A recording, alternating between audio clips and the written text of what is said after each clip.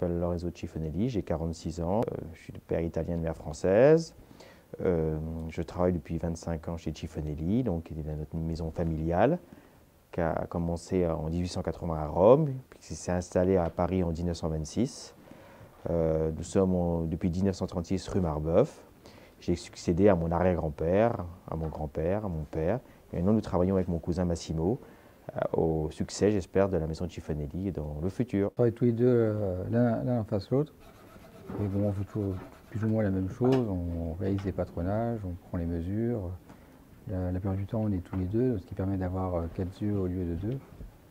Et en fait, on est interchangeable en fait dans tous les postes du travail. Même si mon cousin se déplace un peu plus que moi, mais sinon on va souvent à Londres, à Genève, à New York, à Tokyo.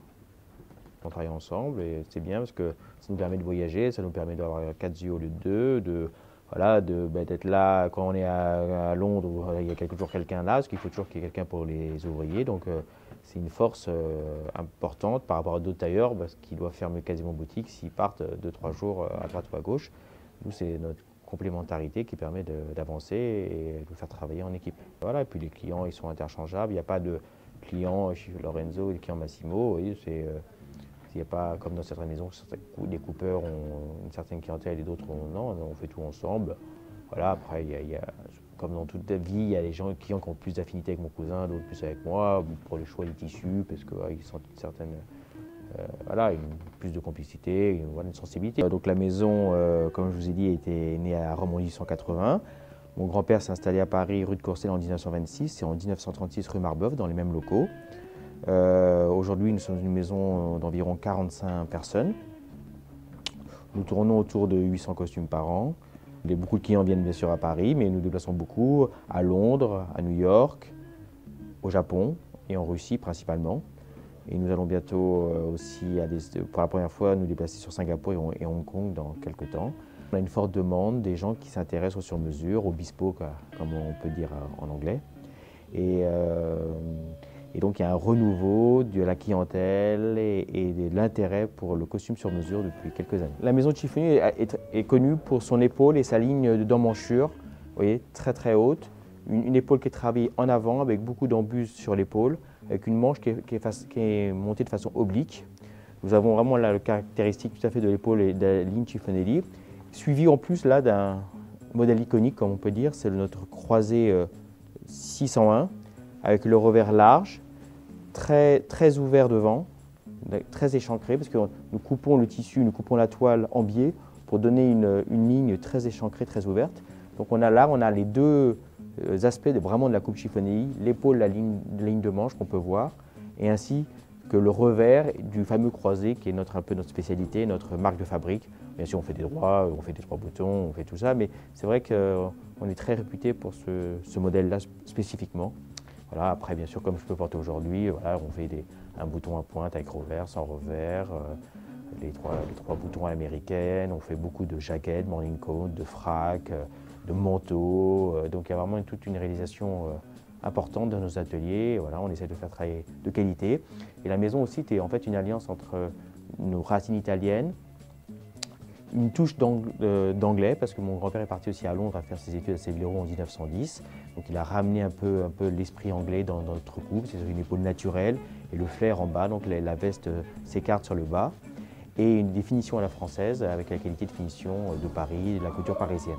Donc les doublures sont en soie et il y a tout un travail de découpe d'intérieur avec un rabattement, bien sûr. Demi-doublé, donc par exemple, on peut voir les intérieurs demi-doublés, là avec tout un travail avec la doublure, toutes les coutures sont bordées en doublure, donc il y a tout un travail spécifique à la maison qui peut se faire ou pas. Donc là, par exemple, c'est une veste 5 boutons, ce qu'on appelle la travel jacket chez nous, avec le cuir, du daim sous le col. Donc il y a toute une réalisation qui peut se faire. Et nous sommes assez aussi connus pour toutes nos réalisations, toutes nos vestes sportives. Là, il y en a une veste en yak, qui est du yak du Tibet. Je peux vous la montrer aussi. Vous voyez, on va voir aussi l'intérieur de cette veste. qui est aussi très joli. On voit tout le travail qui est réalisé pour cette veste, avec un col comme un col châle en une seule pièce qui est réalisé, ce qui fait une veste sportive et élégante à la fois, ce qui nous donne aussi voilà, des choses que d'autres tailleurs ne font pas.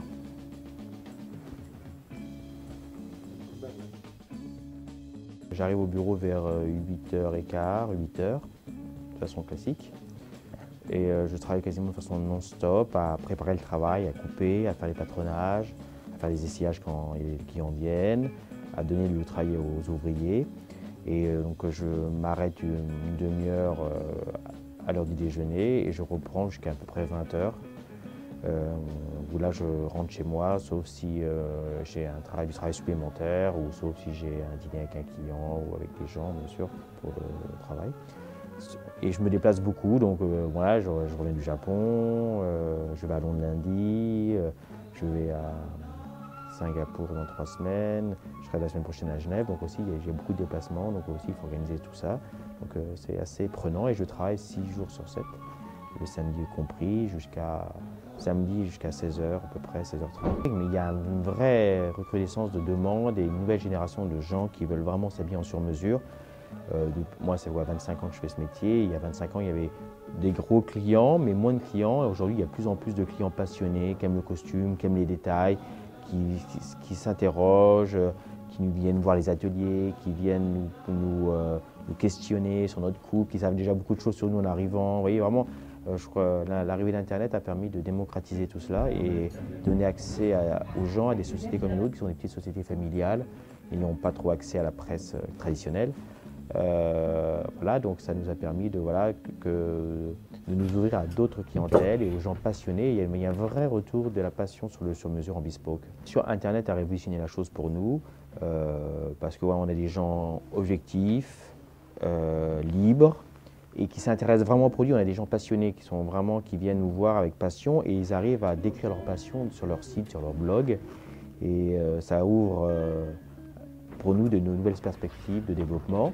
Et bien sûr, la presse classique aussi s'intéresse parce que c'est un phénomène de mode aussi au bespoke. Donc voilà, nous on est ouvert à tout, on répond aux questions à tout le monde et c'est vrai que c'est un petit caillou à chaque fois. Ça permet à la maison de chiffonnier d'exister, d'être de plus en plus reconnue et d'avoir des clients du monde entier qui viennent chez nous pour se faire un joli costume. Une société familiale, on n'a pas accès à la presse traditionnelle ou très peu parce qu'on n'a pas des énormes budgets de communication, bien sûr. Donc, et les blogs masculins, eux, sont intéressés par la qualité, par le travail. Donc voilà, donc ça a permis de donner accès aux gens et puis les gens s'interrogent maintenant directement, ils tapent sur Google chiffonnerie et puis il y a toutes les questions et toutes les réponses qu'ils peuvent avoir et donc ça permet là de faire découvrir notre marque. Bien sûr, je regarde bien sûr ce qui se fait et je regarde un peu, ce sont des gens passionnés. Moi, ce qui m'intéresse, c'est comme pour les clients, ce sont des gens passionnés, qui aiment le métier. Et voilà. Et donc, en fait, il n'y a pas chez Pop Chiffonnier un grand client et un petit client. Un client qui fait un costume par an, pour moi, c'est aussi important qu'un client qui peut en faire 20 ou 30. Je veux dire, je vais le prendre avec autant de sérieux et de qualité. Et c'est pareil pour les blogs. Si c'est quelqu'un passionné qui va promouvoir mon travail avec passion, parce que j'espère que ce que je vais lui faire ça va lui plaire, donc il va l'expliquer avec passion, et voilà. Il va peut-être toucher peu de personnes, mais ce seront peut-être les bonnes personnes, et voilà. Et donc, et puis voilà, à la fin, ma marque, mon nom, voilà, c'est bien qu'il soit reconnu par des gens qui aiment ce métier, voilà. Alors, je ne suis pas spécialement nombre de followers, c'est des choses qui viennent, parce que le nombre ne veut rien dire, c'est la qualité. C'est comme dans tout domaine, il y a une vague, parce qu'il y a une demande. Après, il y aura comme dans tout domaine, comme dans la vie et dans l'économie classique, il y aura des gens qui vont réussir et d'autres qui vont moins réussir. Après, c'est aussi donc c'est aux personnes, aux blogueurs de trouver la bonne voie, la bonne façon de faire promouvoir leurs bonnes paroles.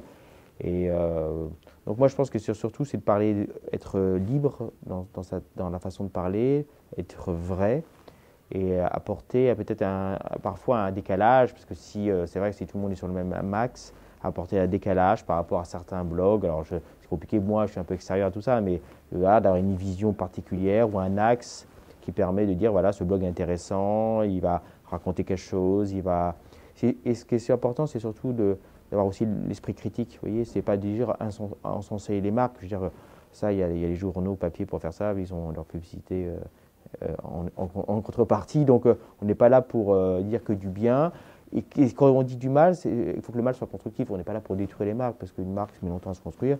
Et moi, que ce soit les blogueurs, ou que ce soit les journalistes, ou que ce soit les clients, les critiques que j'ai pu recevoir éventuellement, ça m'a fait avancer. Je ne suis pas du tout obtus en disant, et ce serait idiot de dire, ce que je fais, c'est ce qu'il y a de mieux au monde, je ne vais pas changer, je suis ouvert à toutes les choses. Et quand on me dit les remarques qui sont sensées, ça peut m'ouvrir et ça me permet d'ouvrir d'autres choses. Donc les blogueurs, aussi par des papiers qu'ils font sur d'autres tailleurs ou sur d'autres choses, ça me permet aussi de m'ouvrir à d'autres choses. Vous voyez, parce que, en fait, ce qui est le pire pour un tailleur, c'est de rester clos chez lui dans son atelier et pas avoir une vision générale des choses.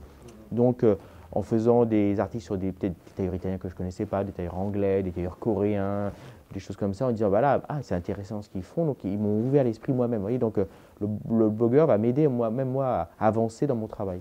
Il faut savoir un mix, il faut à la fois, il ne faut pas acheter le blogueur, il ne faut pas être là en disant, je te donne une cravate, je te donne un pull, je te donne un costume, et en même temps j'ai un bon papier, parce que sinon ça ne marchera pas, parce que ça marchera une fois, ça ne marchera pas deux fois. Je veux dire qu'il faut nous travailler sur nos produits, sur ce qu'on sait faire, et essayer de les montrer aux gens. Voilà. Et après, les blogueurs s'intéressent ou ne s'intéressent pas, et après nous on a fait notre métier, mais je veux dire, acheter, moi j'y crois pas à acheter les choses, parce que c'est du court terme, et nos marques, surtout la mienne, on est depuis 1880, je suis sur du long terme. Donc, quel est l'intérêt pour moi de dire, tu n'aimes pas mon produit, mais je te fais une veste et tu vas faire un bon papier. Bon. Après, le client à venir sera déçu ou pas. Je veux dire qu'il n'y a pas d'intérêt. Moi, ce que je veux, c'est un travail de qualité, que les gens parlent avec sincérité de ma marque. Mais il faut passer du temps. En fait, et il faut réfléchir avant de faire son produit. C'est-à-dire qu'un costume, il y a plusieurs choses. Il y a la coupe. Et pour la coupe, c'est le coupeur qui va faire l'essayage, qui va prendre les mesures, qui doit dire, voilà, je dois réaliser un costume et en réalisant ce costume, je dois mettre en valeur mon client. Donc en fait, il faut oublier parfois les mesures et dire, voilà, qu'est-ce qui pourrait le mettre en valeur et trouver une mine qui le mette en valeur. Donc ça, c'est une chose. Donc ça, c'est le coupeur qui travaille sur son patronage et sur ses essayages et il va faire ses essayages pour arriver à ce qu'il veut. Après, il y a la réalisation du travail. Et pour la réalisation du travail, il faut prendre du temps. Alors, costume sur mesure, il faut 70 heures pour faire un costume sur mesure. Donc, il faut du personnel.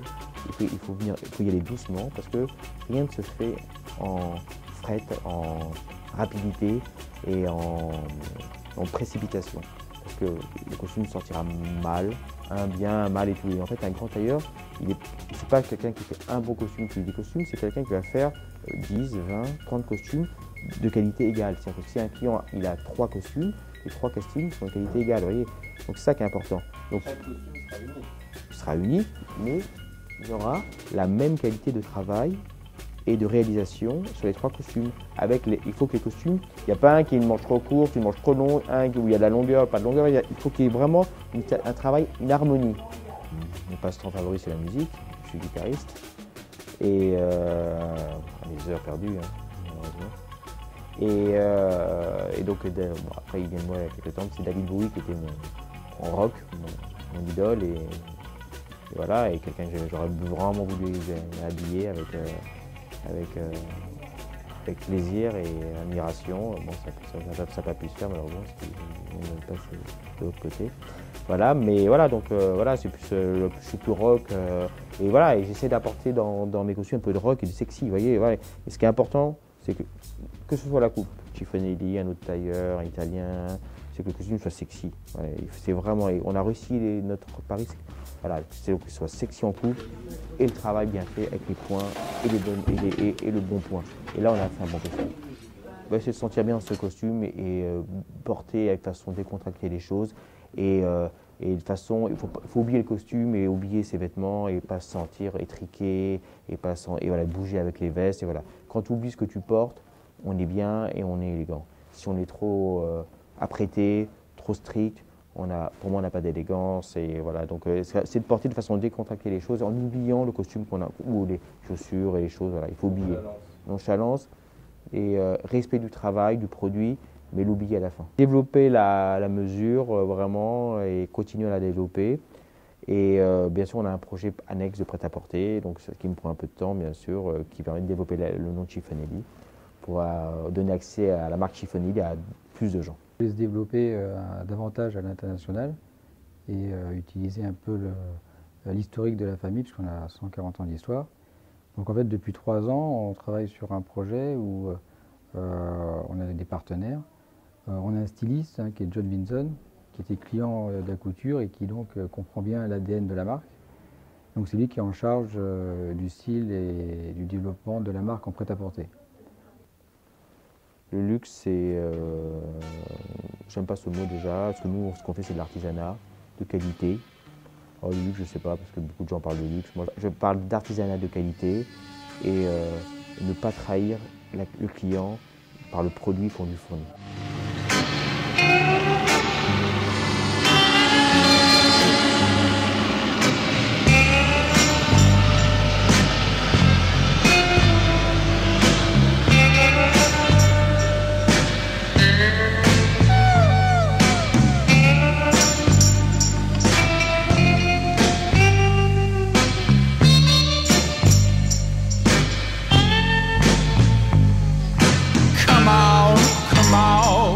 Let's take a ride.